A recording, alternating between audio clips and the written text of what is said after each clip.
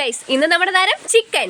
3 സബോള അരിഞ്ഞു വെച്ചിട്ടുണ്ട്, കുറച്ച് കരിയാപ്പില എടുത്ത് വെച്ചിട്ടുണ്ട്, ഉള്ളി, വെളുത്തുള്ളി, ഇഞ്ചി, 2 പച്ചമുളക് പേസ്റ്റ് ആക്കി വെച്ചിട്ടുണ്ട്, മുളക് പൊടി, മല്ലിപ്പൊടി, മസാലപ്പൊടി, മഞ്ഞപ്പൊടി എടുത്ത് വെച്ചിട്ടുണ്ട്. നമ്മൾ ഇത് ഈ മസാലപ്പൊടി ഇച്ചിരി അധികം എടുത്തിട്ടുള്ളത്.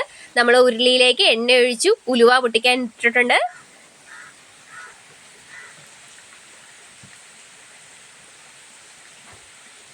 നമ്മുടെ ഉലുവ പൊട്ടാൻ തുടങ്ങിയിട്ടുണ്ട്. നമുക്ക് അതിലേക്ക് നമ്മുടെ സബോളയും കരിയാപ്പിലയും എടുത്ത് വെച്ചത് ഇട്ട് കൊടുക്കാം. തക്കാളിപ്പഴം ഇഷ്ടമുള്ളവർക്ക് തക്കാളിപ്പഴവും കൂടി ഇതിലേക്ക് ഒരു തക്കാളി സബോളയുടെ കൂടെ ഇട്ട് കൊടുത്ത് നമ്മൾ ഇഞ്ചി വെളുത്തുള്ളി പേസ്റ്റ് ആക്കുന്ന സമയത്ത് ഒരു തക്കാളിപ്പഴം അതിലേക്ക് ഇട്ട് പേസ്റ്റ് ആക്കി എടുക്കാവുന്നതാണ്.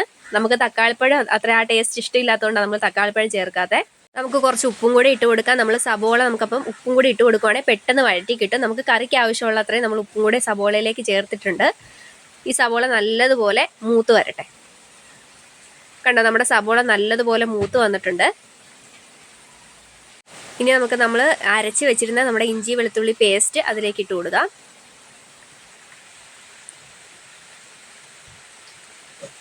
ഇത് നന്നായിട്ട് വഴറ്റിയെടുക്കണം. നമ്മൾ ഇതിൻ്റെ പച്ചമണം എല്ലാം നമുക്ക് മാറി കിട്ടണം.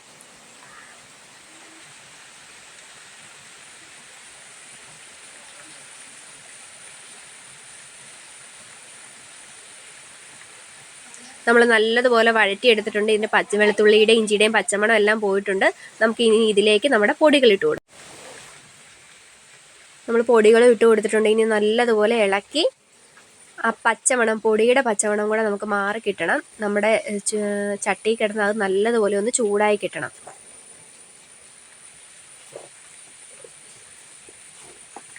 നല്ലതുപോലെ ഇളക്കി കൊടുക്കണം. അപ്പം തന്നെ നമ്മുടെ ആ പൊടിയുടെ കളറ് മാറി കിട്ടിയിട്ടുണ്ട്.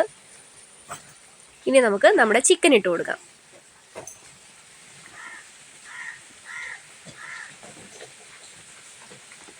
ഇനി ഈ ചിക്കൻ ഇട്ട് നമുക്ക് നല്ലതുപോലെ ഇളക്കി കൊടുക്കാം. ഇനി നമുക്കതിലേക്ക് വെള്ളം ഒഴിച്ചു കൊടുക്കാം. ഞാനിപ്പോൾ ഒരു മീഡിയം കപ്പിൽ 1 കപ്പ് വെള്ളം ഒഴിച്ചു കൊടുത്തിരിക്കുന്നത്. ഈ വെള്ളം മതി. നമുക്ക് മൂടി വെച്ച് കൊടുക്കാം.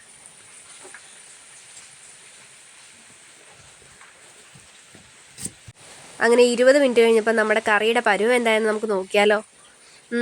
അടിപൊളി സ്മെല്ലായിട്ടുണ്ട്. അങ്ങനെ നമ്മുടെ നാടൻ കോഴിക്കറി ഇവിടെ റെഡി ആയിട്ടുണ്ട്. കണ്ടോ, ചാറിലെല്ലാം നല്ല കൊഴുപ്പുണ്ട്.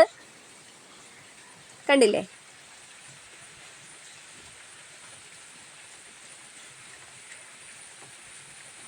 അപ്പം വീഡിയോ ഇഷ്ടപ്പെട്ടാൽ ലൈക്ക് ചെയ്യാനും ഷെയർ ചെയ്യാനും സബ്സ്ക്രൈബ് ചെയ്യാനും മറക്കല്ലേ.